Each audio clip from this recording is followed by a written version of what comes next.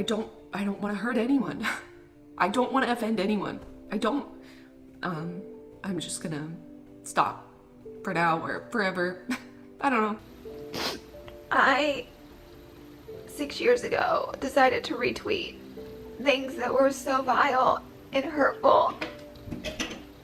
I was so stupid and ignorant. That is not me. That has never been me. I am not a hateful person. At this point, realizing how many people I've hurt or how many people I've inspired to say awful things or do anything awful, like to finally just own up to all of this and be accountable is worth losing everything to me. I literally have put so much hate onto the internet over my last 15 years of YouTube world. Okay, I don't want any one of you. I don't want any one of my African American followers. I don't want any one of the people that subscribe to me to ever feel unequal. So, recently, the extremely popular YouTubers Jenna Marbles and Shane Dawson came out with very emotional apology videos in which they addressed their racially inappropriate past contributions to the YouTube sphere. When I saw their videos, I was really shocked by the amount of genuine remorse and guilt that their faces were covered in. Usually, I would declare this type of content just virtue signaling, but I think in this case it is an excellent representation of white guilt stripping all the comedic value of entertainment channels on YouTube. Performative wokeness has become an art to replace lively offensive humor. We used to call that sarcasm, and it can be used in very primitive but also in intelligent ways. Furthermore, what strikes me as particularly frustrating is the fact that this focus on white guilt distracts from other issues that, in my estimation, are way more severe. When it comes to Shane Dawson, you may have heard of his very questionable past interactions with children. Though he himself appears to have been a victim, that does not excuse his behavior, and it certainly doesn't justify his silence on the mistakes that he has made, when at the same time he seems to be so concerned about the way that people look at his jokes involving race.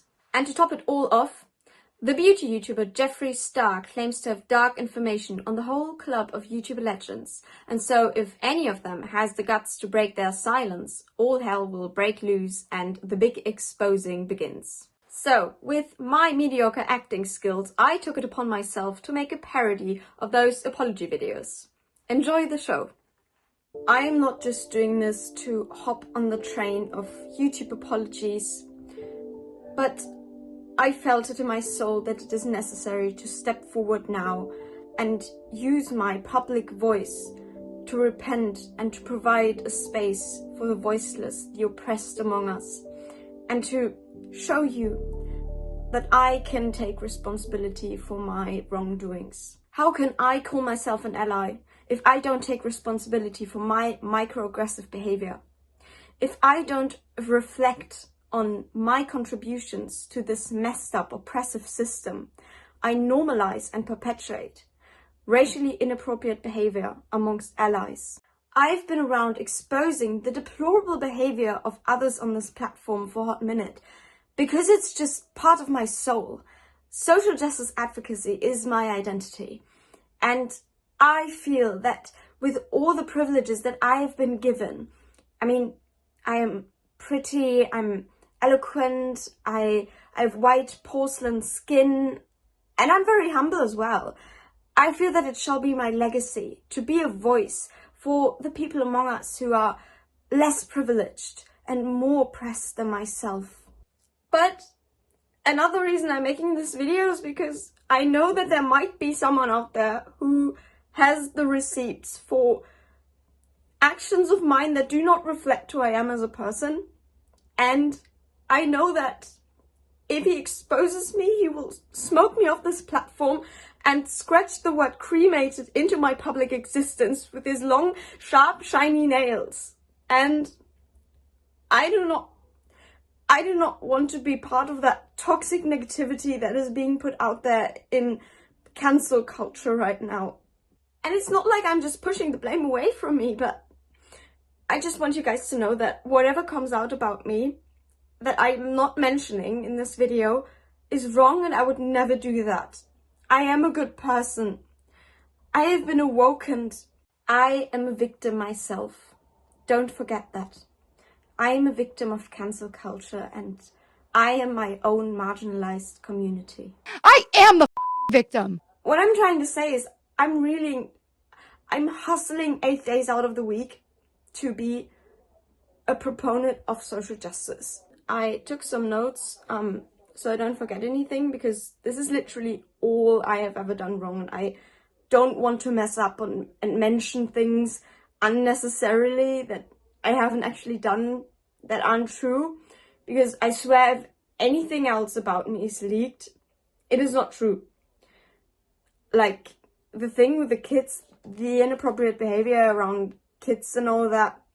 Wait, no, that shouldn't be part of the video. You guys have nightmares? What are they about? Mine are always about somebody breaking into my house and taking my computer. But then it always scares me because I'm like, if somebody stole my computer, you know how much blackmail they would have on me? I mean, the fact that I haven't been on To Catch a Predator yet is like my miracle. When there's like 30, 40 different statements and jokes, because again, some of them didn't sound like jokes to me, involving kids and the predation of kids, like, it starts to paint a picture. This type of thing is a cycle. And this type of thing, when it happens to you as a child, can, and sometimes statistically does, repeat itself. And people who were once victims become offenders. Okay, so bad thing I did, number 1. In kindergarten and primary school, whenever I would draw people, I would always ask for flesh-colored crayons when I wanted to paint the skin in a rosy beige tone, so basically white skin. Not only was the diversity in my creations pathetic, and I was contributing to the tragic underrepresentation of people of color in important works of top-notch contemporary art like my own, I also didn't even acknowledge the existence of other possible flesh tones. My childhood art was whiter than Willy Wonka's teeth in the chocolate factory, and I didn't question it. Bad thing number 2, I used to like Nogger ice cream. Like, do I even have to say anything else? Can you imagine me as a little white brat saying, yes, I want Nogger ice cream, when there was a person of color near me?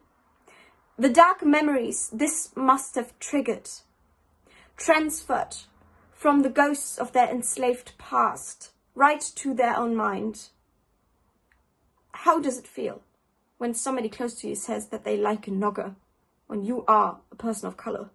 I wasn't even familiar with the connotation of that terminology, and neither were my black friends back then. But surely my ingestion of that white supremacist treat left a scar in countless hearts of color. Bad thing number 3. As you can tell, I have very light skin. And in middle school, I was just starting to experiment with makeup, and I remember buying this cheap concealer to cover some small acne scars, and it was way too dark for me. I was unintentionally going for the mixed ethnic look, obviously. And when I wrote this down, I also noticed that, my eyeliner is black too, and how much of your face has to be covered in black for it to be considered blackface? I don't know. As you can tell, I'm very confused about the level of wokeness that I have actually reached myself, and I would love for you to educate me. So the next thing is about my experience with cats. My own cat is mixed race, so she's basically a stunning beauty queen of color. But I remember very vividly that there used to be this popular superstition about black cats being a bad omen for bad luck. And I was not particularly superstitious, but whenever there was a black cat appearing apparently out of nowhere, basically bursting out of the wood cracks in the floor, as cats often do, I would make an unfunny joke about it being the prophet of doom. But racially inappropriate behavior is not a joke. It is a travesty. Bad thing number 5. I have worn outfits before, and even in more recent times, that were blatantly appropriating Chinese culture. And no, wait. Racially inappropriate behavior against Asians is irrelevant right now. Asian lives don't actually matter as much as black lives at the moment. Bad thing number 5.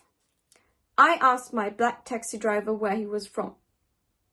I mean, yeah, he did keep making nostalgic references to his home country, and he seemed really proud when I asked him where he was from, when he could finally tell me the whole story of his own life and his family back home in South Africa, which was really lovely, by the way.